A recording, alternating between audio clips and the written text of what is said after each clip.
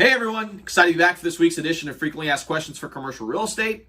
In today's video, what I thought I'd do is provide you with insights on how commercial real estate is valued. Now, I've definitely gotten these questions multiple times where people think residential real estate and commercial real estate are valued similarly. Now, that's not always the case, and in reality, there are various different ways that commercial real estate can be valued. So what I do today is provide you with the 3 ways that you can value commercial real estate and then give you situations where they're actually used to be able to give you an accurate picture of what your commercial property or a property that you're looking at may be worth.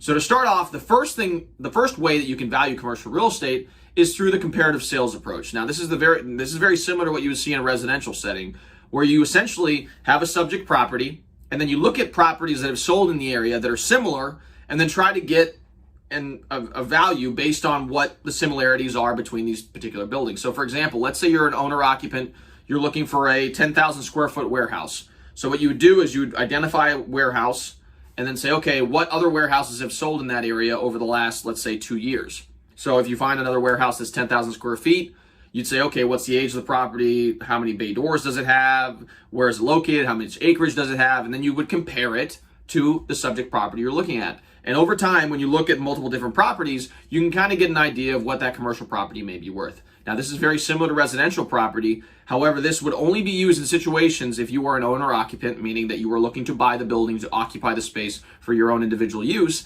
and if the building itself is not new, so it's been around for a little while, and there are other properties in the area that are similar to that particular property. So number 1 is the comparative sales approach, and that's used for properties that are going to be owner-occupied and also are not new development. So that's number 1. Number 2 is the cost approach. Now, this is actually used in situations where you talk about a brand new development. And the reason for this is because there's really not a lot out there that you can compare it to, especially when it's a brand new development. So the way that you would value something in a cost approach is you would look at the cost of the land, the cost of the materials, the cost of the labor. All that summed together gives you whatever that property is going to be worth. And this, like I said, is going to be used in new development situations where there's not a lot of comparables in the area to be able to assess what that building could be worth. So if you're looking at a brand new construction to be able to purchase, most likely you would have to use the cost approach to be able to value that piece of commercial property. So that's number 2. Now, finally, number 3 is known as the income approach. And this is actually used in investment properties for commercial real estate. Now, the reason why the income approach is used for commercial properties is because the only reason you buy a piece of income-producing property is because it produces income. You're an investor looking to receive some sort of cash flows and other benefits from owning the commercial property over a period of time. So the way you would value something via the income approach is to look at the net operating income, which is your gross rents divided by your operating expenses and vacancies, etc. That gives you your net operating income. And then you would divide that by a cap rate, and cap rates are market specific. So let me just give you an example. So let's say you have a property that's $100,000 or $100,000 a year in net operating income.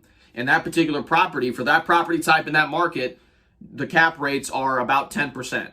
So what you would do is take your $100,000 in net operating income, divide that by the 10% cap rate, and you'd get your value of $1 million for that particular piece of property.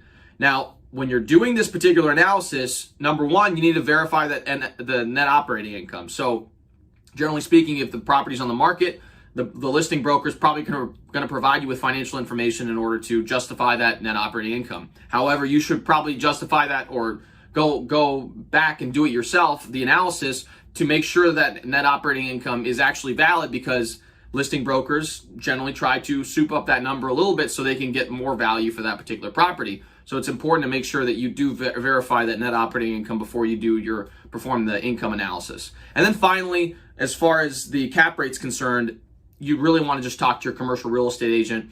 If they're experienced in the market, they should give you a pretty good range of different cap rates for that particular property type in that area, because cap rates are market specific and they're property type specific. So your commercial real estate agent is going to be the best resource to be able to give you the most accurate cap rate for that particular property. So those are the 3 approaches that you can take in order to value commercial property. If you're in the market for listing commercial property, I'd be very happy to be able to provide you with a free market analysis on what your property could be worth. If you fall in line with this criteria, definitely give me a call. My number is 502-536-7315. or you can email me at Raphael@CresanteGroup.com. I help clients in the Louisville area and its surrounding areas really maximize the value of their commercial property. So again, thanks again for tuning in. If you like this video, feel free to like, share, and subscribe to the channel. I love providing awesome and engaging content related to commercial real estate, and we'll see you guys next week. See ya.